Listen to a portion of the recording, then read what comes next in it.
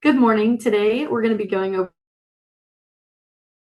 our preliminary work for our Fiji Water Final project. My name is Carlie, and in my group it's me, Keelin, Lilyan, Raef, and Demetri. And I'm going to get us started with a little bit of the brand overview for Fiji Water. So Fiji Water began in 1990 and has now become an iconic category leader in terms of bottled water. They did this by first promoting their brand with Hollywood celebrities and just big events in California, which was really big for the time. And since then, they've just grown. But basically, Fiji markets itself as Earth's finest water. It comes from a remote ecosystem in Fiji, which is an island that's only 320 miles long and is known to be untouched by man. Their water is filtered through layers of volcanic rock and protected from pollution, which emphasizes the purity and natural filtration that Fiji tries to brand with their water. They have really distinctive branding. They're known for their square bottle design and their tropical label imagery. They highlight exotic island origin and reinforce premium image. They do this because, like some of my colleagues will touch on in a minute, they just market themselves very other bottled water brands. Exotic, natural, untouched by man, Earth's finest water. That's something they really pride themselves on. And then they also have a lot of global distribution. They're sold internationally and are commonly found in hotels, restaurants, grocery stores, and they position themselves as a luxury alternative to standard water bottle brands. But with time, water bottles have become a very broad category in terms of market, and so the brand really focuses on their story rather than their product, highlighting that this water is very special, it's unique from other competitors, and they stand out because it comes from a place that is just untouched by man, in a place that a lot of bottled waters seem to be super messed with and just have lots of carcinogens or whatever else it could be within water. But Fiji really stands out because theirs just comes all naturally. And now I'm going to pass it to Raef, who's going to discuss a little bit more of our brand strategy. Thank you, Carlie. So we're looking at brand and media strategy right now, and obviously with their whole trademark slogan of Earth's Finest Water, that's them trying to position themselves as a premium water brand in terms of their competitors in the marketplace. They really want to emphasize their celebrity status, so to say, and they do that by going with celebrities and athletes and any form of entertainment as well. And an example could be the Critics' Choice Awards, which was just earlier in this January, and it was sponsored by Fiji Water. And it was on the red carpet, which would be the most easy opportunity for a photo to post on social media. And they strategically put their branding on the backdrop so it can reinforce that. And also, to mention on what she said earlier about the bottle, they have an exotic feel, which really taps into the exclusivity of the whole brand as well. And the flower adorning the front of the water bottle really goes back into the island feel of the whole thing. And the square shaped is different than the other cylindrical bottles you see with Evian, Voss, and other companies like that. And with going back on the sports part, they support men's rugby. They have their own team. It's called the Flying Fijians, and they are wanting to do that for the 2027 Fiji World Cup.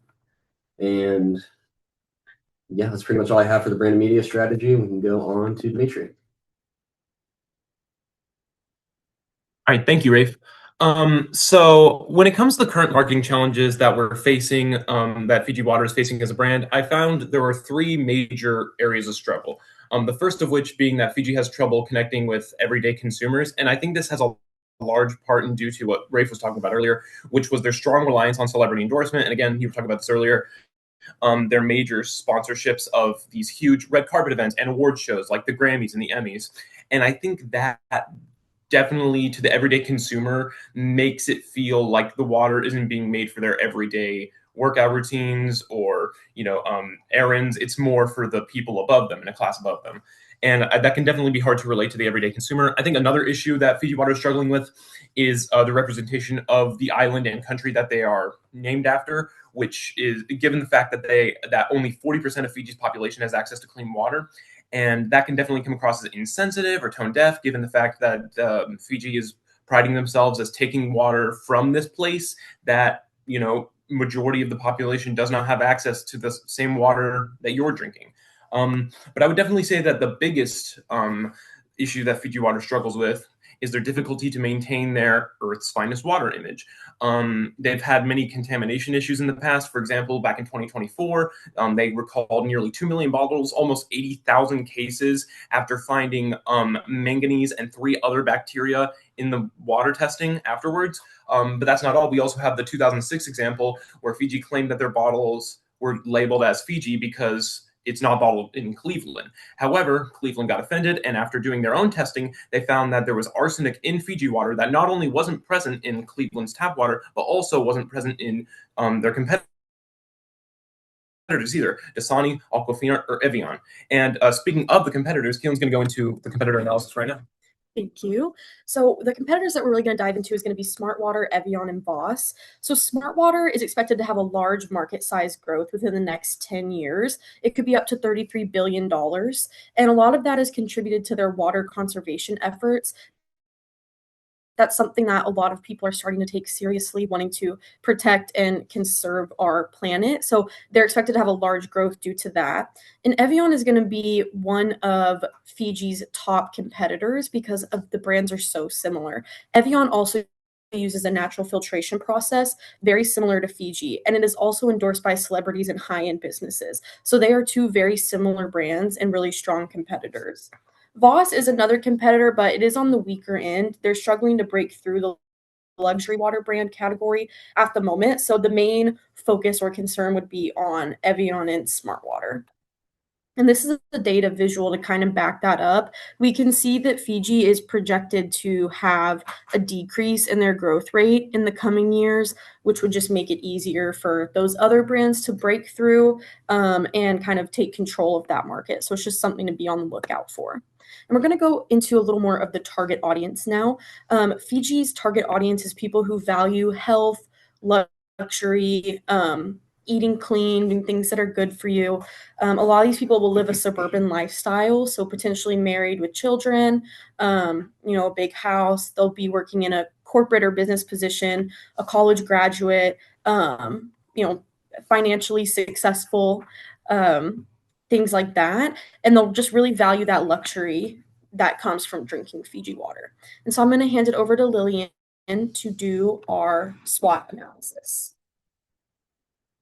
Okay, thank you. So one of Fiji's biggest strengths is its luxury image. It's a unique source in Fiji. It's recognizable square bottle, but there are also some weaknesses. It's more expensive than regular bottled water.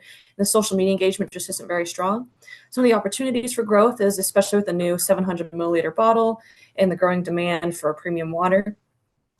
And at the same time, Fiji does have to compete with other brands like Smartwater and Evian, as well as other cheaper bottled water options. So overall, Fiji water has built a strong luxury image with its unique source and recognizable bottle, but the brand still struggles to connect with everyday consumers and faces a lot of competition. At the same time, there's still good opportunities for growth, especially with the new bottle and the growing demand for premium water. And these insights are all going to help our group guide our media strategy for our next campaign. Thank you.